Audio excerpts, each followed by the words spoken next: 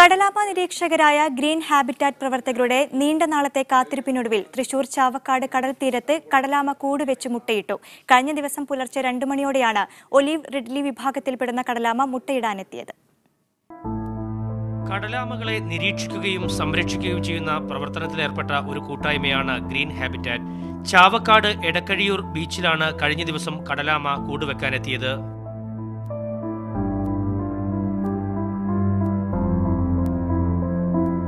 45 ദിവസമാണ് കടലാമയുടെ മുട്ട വിരിയാനെടുക്കുക.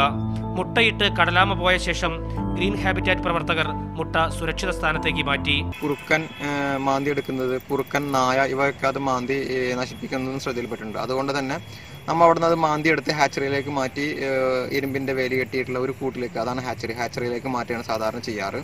കേരള തീരത്ത് ഏറ്റവും കൂടുതൽ കടലാമകൾ മുട്ടയിടാനെത്തുന്നത് ചാവക്കാട് തീരത്താണെന്നും ഗ്രീൻ ഹാബിറ്റാറ്റ് പ്രവർത്തകർ പറയുന്നു. മീഡിയ 1 തൃശൂർ.